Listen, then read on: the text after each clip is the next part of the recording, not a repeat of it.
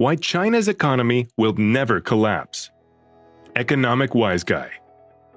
Since 1978, when China started to open up and reform its economy, the GDP has grown by an average of nearly 9% annually, and more than 800 million people have been pulled out of poverty. Over the same time span, access to health, education, and other services has also significantly improved. Today, Economic Wiseguy is here to tell you about the reasons as to why China's economy has established strong grounds and how it continues to grow and never seems to collapse. China now has an income level above the middle class. Going forward, it will be crucial that efforts to reduce poverty concentrate more on addressing the vulnerabilities faced by the substantial population still classified as poor by middle-income country standards, including those residing in metropolitan areas. Since China joined the World Trade Organization as its 143rd member in 2001, discussion of its economy and growth model has oscillated between a Panglossian image of unconstrained success and the doomsayer's assumption that a crisis, signaling the end of the Communist Party control, is approaching. The stakes are rising steadily, and reality is far more complicated. It is important to recognize China's achievements over the past 40 years, which include its rise to the second-largest economy in the world, and its status as a major trading partner. Beijing's continued delivery of the exceptional economic performance that its residents have come to anticipate, as well as the growth that international investors and governments have grown to rely on, cannot be taken for granted. Since the previous Olympic torch was lit in China's capital when Xi was in charge of final preparations, significant economic and political changes have been made that now pose a danger to the main factors that contributed to China's success during Deng Xiaoping's era of reform and opening up. Bets against the Communist Party have been a fool's errand for the past 40 years, but China's economic model is now being put to the test. The Communist Party that Mao Zedong organized to reform China had its own significant transformation under Deng. Deng embraced the capitalist class with a pragmatism that can only be marveled at, both then and now, in contrast to the Soviet bloc, allowing the private sector to grow. The ideological acrobatics used by Deng's two successors to meld Marxism with materialism were up to Olympic standards. Xi, a crimson princeling sprung from the Communist Party elite, took office in 2012 with a complicated legacy. His father, Xi Zhongxun, fought alongside Mao to found the People's Republic of China, was exiled by Mao, was pardoned by Deng, and was a key figure in the opening up of China. However, in his approach to supporting the Communist Party's long-term legitimacy, his son has shown more resemblance to Mao the strongman than Deng the pragmatist. Rather than growth and pragmatism, Xi looks to national security and ideology to accomplish his China dream of national renewal.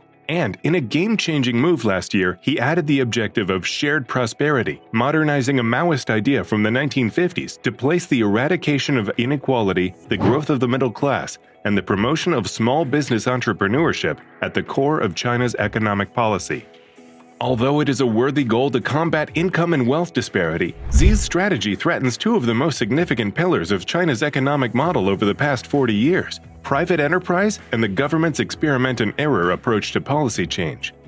Xi only tolerates the private sector as long as it serves the interest of the state, and massive private enterprises too readily veer from that course, as entrepreneurs like Alibaba's Jack Ma and others have long worried. Big private sector enterprises that Xi believes could pose a challenge to the Communist Party's monopoly on power have been under pressure over the past year. China's definition of shared prosperity places emphasis on supporting small and medium-sized businesses, which are responsible for 80% of urban employment, and promoting wealth accumulation through toil and creativity. The private sector is ostensibly not supported by common prosperity. While giant private companies are an issue, smaller companies, which are frequently regarded like second-class citizens, should be supported. At the end of the day, Xi may be aiming for a private sector that resembles Germany's Mittelstand, a sizable stable of small private companies that are innovative, produce high-paying jobs, and manufacture technologically superior manufactured goods. Making such a change, nevertheless, will be extremely difficult given that Xi's motto is redistribution and austerity. Since the start of his administration, Xi has singled out extravagant spending and lifestyles as targets for criticism. Since the 8-point frugality regulations went into effect in 2012, the Communist Party's top anti-graft committee has punished about 1 million officials. If you're still watching this video, don't forget to like this video and subscribe. Formulating policy through trial and error, or in Deng's words, crossing the river by feeling the stones, has proven to be one of the most effective components of China's development model. China's suck it and see strategy has made room for initiative and innovation once widespread consensus has been obtained on the goals of a specific reform. China was able to determine the optimal course of action by implementing local pilot programs, promoting experimentation, and looking into solutions suited to particular situations before implementing policies at the provincial and eventually national levels. Beijing must remain steadfast in this area of its growth model if it is to thrive in the future in a setting that is both more complex and uncertain. An IMF study team recently looked into the factors contributing to China's growth in an effort to understand why that country has performed so well. They came to an unexpected result. Although capital accumulation, the growth in the nation's stock of capital assets, including new factories, manufacturing equipment, and communication systems, was significant, as were the number of Chinese workers, the economic boom was primarily driven by a sharp, sustained increase in productivity.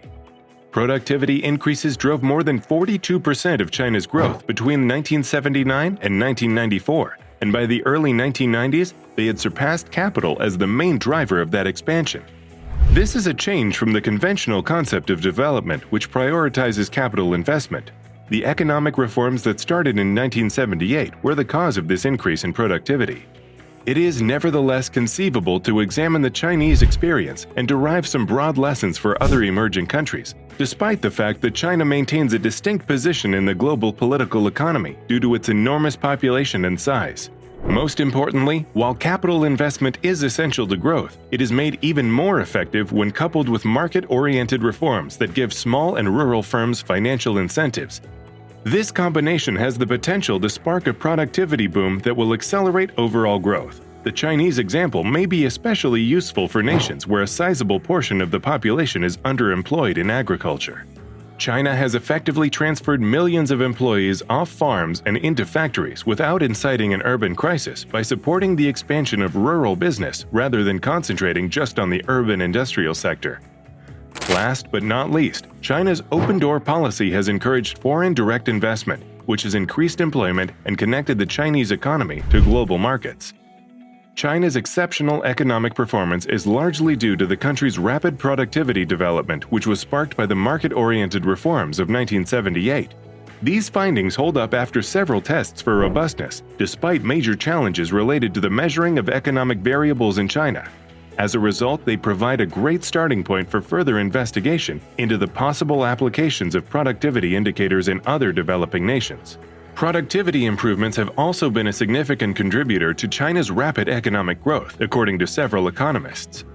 The reallocation of resources to more productive uses, particularly in industries like agriculture, trade, and services that were previously severely regulated by the central government, was largely responsible for the productivity gains.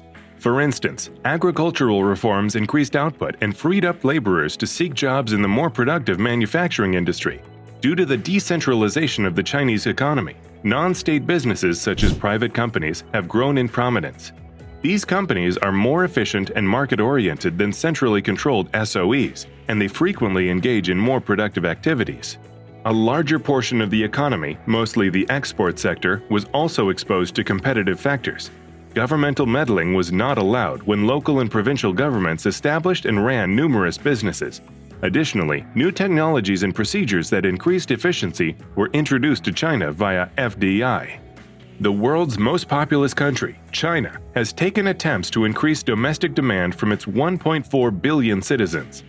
China is shifting into a more market-based economy and can rely less on exports thanks to a robust consumer sector. To benefit from a competitive environment, this entails relying less on state-controlled businesses and more on privately owned businesses. China needs more forward-thinking businesses to improve its economy. These are the exclusive products of entrepreneurship.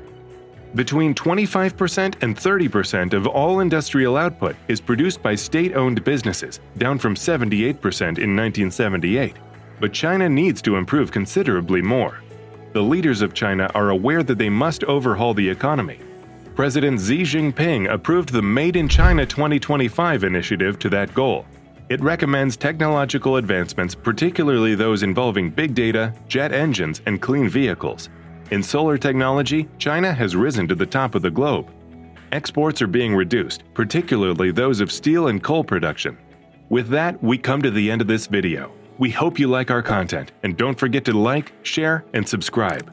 Refer to our other videos and view our playlists for more informative content.